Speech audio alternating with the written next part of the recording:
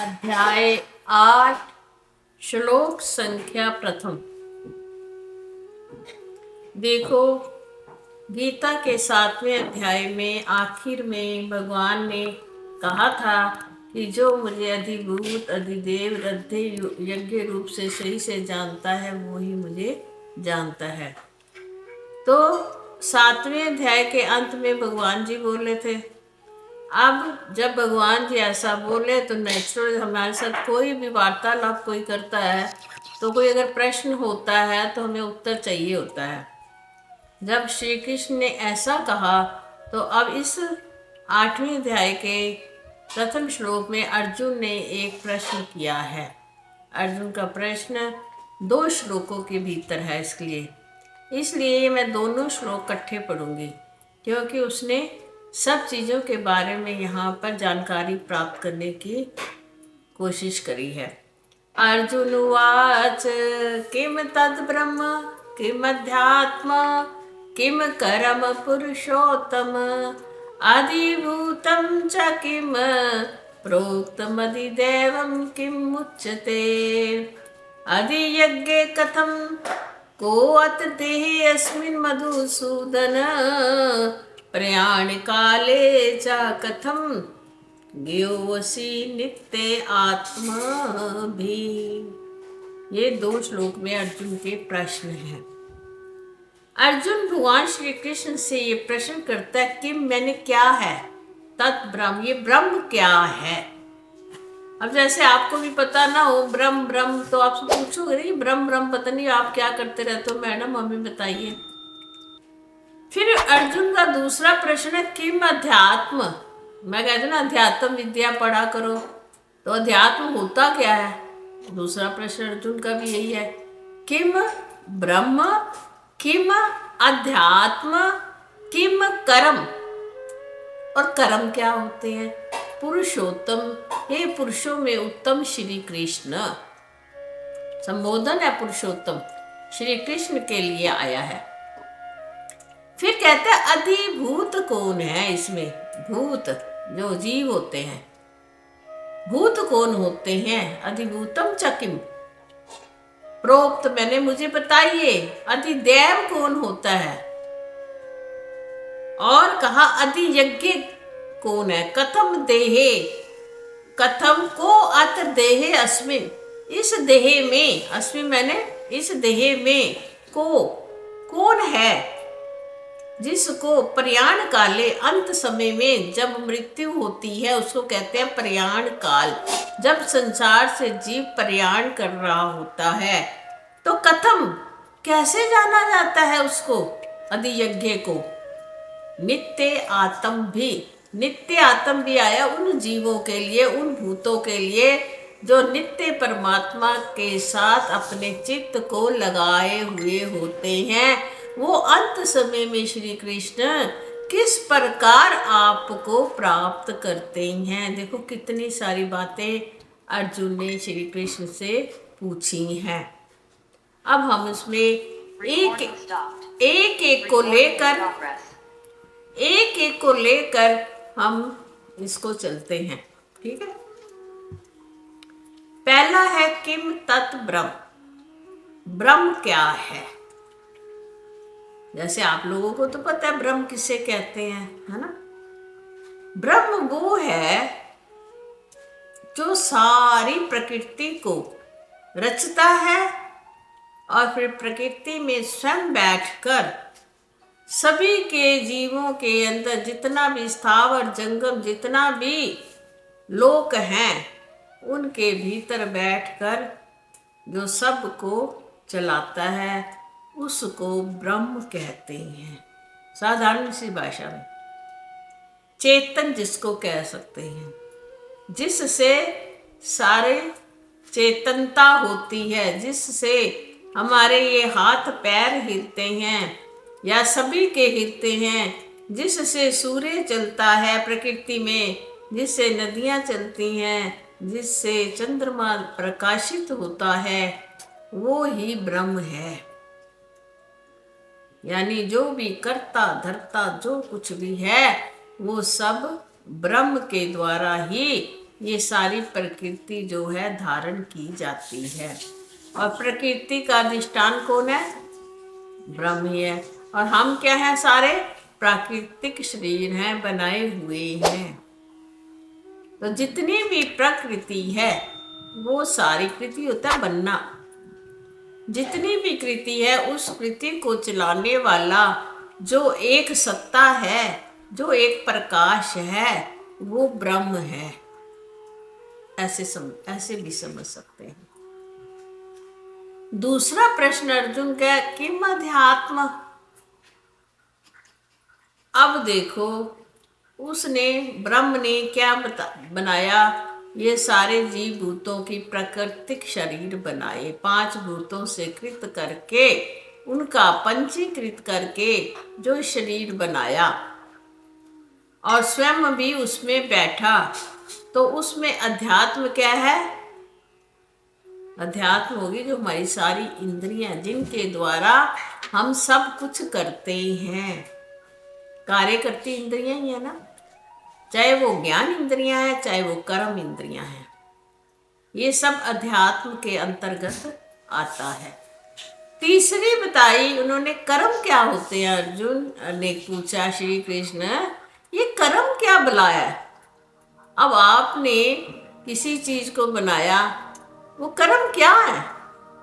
देखो, कोई ना कोई कारण है ना हमारे इस दुनिया में आने का, जिसको हम कहते हैं पूर्व कर्मों के अनुसार हम भोग रहे हैं, जिसको हम कहते हैं प्रारब्ध कर्म जो हमारे ऐसे हैं तो हमारा जीवन ऐसा होएगा, है ना। कर्म क्या हुआ? जो जीव क्रियाएं करते हैं, है ना। किससे? ये अध्यात्म रूपी इंद्रियों से प्लस चतुष्ट अंतःकरण से।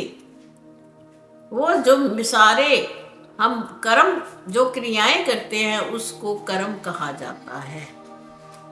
सारा दिन जो काम करते हो वो कर्म ही है। अब चौथी बात उन्होंने क्या, अधिभूत क्या है? ब्रह्म क्या है? जो इस शरीर को चलाने वाला है। और अधिभूत क्या है? ये जीवात्मा। अधिभूत क्या हो जाएगी? जीव आत्मा। जैसे कि भूत ये शरीर, शरीर हो गया अधिभूत, उसको चलाने वाला हो गया ब्रह्म, जिसके द्वारा चलता है वो होगी इंद्रियां, अध्यात्म। और जो क्रियाएं जो जीव करता है चेतन के साथ मिलके और चित्त के साथ मिलके, वो सारे क्या हो गए? कर्म। बात समझ में आ गई सारी? हाँ जी कह दो, आ गई, नहीं आ गई तो ना जी कह दो, क्योंकि इसी से आपको आगे पूरा अध्याय समझ में आएगा। जब ये बिल्कुल क्लियर हो जाएगी सारी बातें, तो आगे के श्लोक आपको फिर तभी समझ में आएंगे। अधिभूत हो गए ये जितने भी शरीर हैं, जीवात्माएं हैं। प्रोक्त अधिदेव। अब बताओ, इसमें भी देवता भी तो बसते हैं। जब हमने कहा अध्यात्म, इंद्रियां, अब इसमें देव बैठे हुए हैं इंद्रियों में, अधिदेव जिनको कहते हैं। हर इंद्री का एक देवता है। इस जीवभूत जो अधिभूत शरीर है, इसमें इतनी सारी चीज, ज्ञान इंद्रियां, कर्म इंद्रियां प्लस अंतःकरण है, 5 भूत हैं। अब इनके भी तो कोई ना कोई देवता होंगे ना जो इनको चलाते हैं। अब भगवान तो सबको सत्ता देकर डिपार्टमेंट भी अलग अलग कर देता है। जैसे कि एक प्राइम मिनिस्टर जो होता है, सारी कंट्री को तो वही चलाता है ना, प्राइम मिनिस्टर, परंतु अलग मंत्री भी तो बना देता है, कहता है भी तुम ये चीज संभालो, तुम ये संभालो, तुम ये संभालो। इसी प्रकार संपूर्ण जगत को, ब्रह्मांड को, 14 भुवनों को, 3 लोकों को चलाने वाला तो ब्रह्म ही है। उसके बाद उसने क्या कर दिया? इंद्रियां जीवभूत अधिभूत को देकर उसमें उन्होंने अधिदेव, एक एक इंद्री का एक एक देवता नियुक्त कर दिया। जैसे कि हमारी सरकार भी एक एक मंत्री हर चीज का कर देती है, ऐसे आंख का देवता सूर्य, चंद्रमा, है ना, और कानों का देवता, जिह्वा का देवता, पैरों का देवता, हाथों का देवता, मन का देवता, बुद्धि का देवता, इतने सारे देवी देवता, 33 प्रकार के देवी देवता हमारे भीतर बैठे हुए हैं। नॉट 33 करोड़, 33 प्रकार के कहना चाहिए, जिनके द्वारा हमारा ये सारा शरीर चलता है। और उनको देवी देवताओं को सत्ता देने वाला वही एक प्राइम मिनिस्टर जो फंड देता है। जितना भी देखो फंड आप देखते हो ना मंत्रालयों को मिलता है, कौन देता है? प्राइम मिनिस्टर ऑफिस से सैंक्शन मिलती है। इसी प्रकार जो ब्रह्म है वो सब देवताओं को, अधिष्ठानों को सत्ता देता है। और आगे से जैसे कि मंत्री भी खर्च कहाँ करना है, कैसे होना है, ऐसे ही सारे देवी देवता भी हमारे इंद्रियों में बैठकर उसी प्रकार कार्य करते हैं। Is it clear? सबको क्लियर है ये बात ना? कोई डाउट हो तो पूछ सकते हो। यहाँ तक हमने पहला श्लोक का सारा पढ़ा। अब हम दूसरे श्लोक पे चलते हैं। दूसरे श्लोक में उन्होंने कहा अधियज्ञम कथम, अधियज्ञ। अब इस देह में अधियज्ञ कौन है? देखो कितनी बातें होती जा रही। संपूर्ण में ब्रह्म बता दिया, एक हमारा शरीर हो गया, एक हमारे अंदर बैठे हुए देवी देवता हो गए। अब अधियज्ञ कौन है? जो हमारे एक एक के अंदर बैठी हुई जो जीव आत्मा है, जो हमारे एक एक को शरीर को चलाते। ब्रह्म तो संपूर्ण को चलाता है ना। ये जो एक एक हमारे अंदर बैठकर हमारे एक एक देवी देवता को सत्ता देती है, वो अधियज्ञ है। अगर वास्तव में इसका नाम सुनकर तो हम कहेंगे यज्ञ वो होता है ना, हवन करना, जैसे आहुतियाँ देना।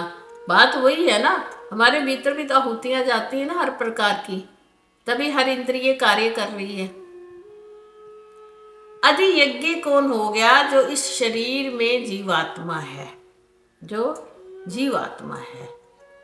शरीर नहीं, शरीर के अंदर जो जीवात्मा, जीवात्मा को भी चलाने वाला कौन है? ब्रह्म है। 3 बातें होगी ना हर त्रिपुटी। देखो जहाँ पे भी आपको बात समझ में ना है ना, केवल मेरे को भी समझ में नहीं आती। मैं आपको बताऊँ, मैं भी 4 में पढ़ती हूँ, फिर एक चीज़ को मुझे समझ नहीं आ रही थी यहाँ पे क्या लगेगा, क्योंकि सब ना मिलते जुलती बातें होती हैं, मिलती जुलती बातें होती हैं। मुझे खुद पहले पढ़ना पड़ता है कि मैं कहीं गलत ना बोल दूँ। अगर आपको किसी को, रूपा आपको अगर कुछ और समझ आ रहा हो तो मुझे बता सकते हो, जिसको जो समझ में आ रही हो। अगर मेरे से गलती हो गई हो तो बोलो। ठीक है। ठीक बोल रही हूँ? हाँ जी, हाँ जी। क्योंकि मैं थोड़ी कंफ्यूज हो रही थी स्वयं भी ना, तो मैंने कहा चल आपस में बात करेंगे तो समस्या का समाधान हो सकता है। मैं ठीक लगाया ये सब बातें? हाँ जी, बिल्कुल मैडम। ठीक है, राइट। क्योंकि देखो हर बंदा, हम भी तो इंसान है तुम्हारे जैसे ही, हम कौन सा कोई बहुत कुछ जानते हैं। तो कई बार गलती ना हो जाए तो इसी से दूसरे से राय ले लेना भी ठीक होता है, क्योंकि हर बंदे के अंदर जो चित्त है ना, उसके अपने अपने वो हर बात को अलग अलग से भी देखते हैं कई लोग, ठीक है ना? है ना? कथम को अत्र को, मैंने कौन है? अत्र मैंने यहाँ, अस्मिन देहे, इस देह में अधियज्ञ कौन है? कहने का तात्पर्य अर्जुन का यही था। भी अधियज्ञ है कौन? ये जीवात्मा है कौन? अब जीवात्मा, जीव हो गया शरीर, है ना? जी रहे हैं तो कौन शरीर जीता है, और जीवात्मा क्या हो गई? ये कौन है? कैसे बन जाती हैं जीवात्माएं, है ना? प्रश्न तो मेरे मन में भी बड़ा आया। तो अधियज्ञ हो गया जीवात्मा। प्रयाण काले, अंत समय में बात आ जाती है। अंत समय में अगर मैं सारी जितनी समय जिया, मैं अपने आप को देह ही मानता रहा, क्योंकि हर इंसान, ये तो देखो अब तुम थोड़ा या हमने थोड़ा पढ़ लिया तो हमें पता चल रहा है कि हम देह नहीं है। वास्तव में आप किसी भी अनजान व्यक्ति को कहोगे मैं शरीर हूँ, मैं हूँ, है ना, उसको इतनी नॉलेज नहीं हो सकती जब तक कि उपनिषदें ना पढ़ी जाए, गीता जी का ज्ञान ना हो। प्रयाण काले, और दूसरी बात कह दी लास्ट में, नित्य आत्म भी। दो बातें हैं यहाँ पे। एक तो अंत समय में गति आपको क्या होती है, आप सबको पता है, कितनी बार मैंने मृत्यु की बातें बताई हैं आपको, वो जानना बहुत जरूरी था। और नित्य आदमी, जो नित्य आत्मा जिसकी, जिस जीवात्मा की जो सारी क्रियाएं होती हैं किस में है, नित्य, जो नित्य परमात्मा है, ब्रह्म। नित्य, नित्य किसका, कौन है? ये संसार क्या है? अनित्य। ये शरीर क्या है? अनित्य। इसमें बैठा हुआ मैं जो हूँ, जो ब्रह्म हूँ, वो कौन हूँ? नित्य। अब जिसने समझ लिया, जीवात्मा ने, उस जीवात्मा कहाँ लग गई? नित्य में, नित्य परमात्मा के अंदर। तो इन्होंने कहा जो व्यक्ति नित्य आत्मा के भीतर जानकारी रखने वाला परमात्मा से ही जुड़ा रहता है, तो प्रयाण काले, जब उसकी मृत्यु का समय आता है, तो उसको कौन सी गति की प्राप्ति होती है? प्रयाण काले च कथम, किस प्रकार वो जान सकता है कि मैं परमात्मा के निकट हूँ या नहीं हूँ। अब मैंने सारी जिंदगी काम किया अपना, और अंत समय में जैसे शाम हो गई, मान लो मैंने कोई सुबह से नौकरी कर रही थी, कोई काम कर रही थी, और शाम हो गई, जब मैं जानने लगी तो मैंने सोचा आज मैंने कितना काम किया है, या मेरा कितना काम ठीक था, पता नहीं क्या ठीक था क्या गलत था। कहते हो ना, नौकरी करते थे, पता नहीं आज मैंने इतना गलत तो नहीं कर दिया, कुछ ना कुछ हिसाब, घर का भी कई बार हम हिसाब लगाते हैं। तो ये जो मृत्यु का समय होता है ना, यहाँ पर भी अगर जीव आत्मा जिसकी शुद्ध होती है, जिसका अंतःकरण परमात्मा के साथ जुड़ा होता है, उसको ध्यान आ जाता है कि अंत समय में उसको ध्यान आता है कि मुझे चित्त जो है मेरा कहाँ होना चाहिए इस समय। सबको नहीं आता। जो परमात्मा में जुड़े हुए व्यक्ति होते हैं, जिनका अंतःकरण शुद्ध होता है, जो निर्मल आत्माएं हैं, वो प्रयाण काले में, अंत समय में ऐसा चिंतन करती हैं, तभी तो उनको मुक्ति मिल जाती है। उनका चिंतन फिर भी उस समय भी उस परमात्मा का होता है, नश्वर संसार के ऊपर नहीं होता, ये नाशवान देह के ऊपर नहीं होता, और देह के संबंधियों के बीच में वो फिर अटकता नहीं है। हम जैसे लोग या तो अपनी देह में अटके रहते हैं, और या फिर लोगों की चक्कर में फंसे रहते हैं। अभी हमने, मुझे लगता है बीच में हमने कर्म छोड़ दिया, मुझे एकदम ध्यान आया इस चीज से। कर्म क्या होते हैं मैंने बताया शायद। कर्म जो होते हैं ना, यही तो हमारे प्रयाण काल, जो अंत समय में जो हमारे चित्त के अंदर जो रह जाता है ना, वो ही हमारे कर्म संचित कर्म बन जाते हैं, प्रारब्ध कर्म बन जाते हैं, जिसके कारण हमें पुनर्जन्म लेना पड़ता है।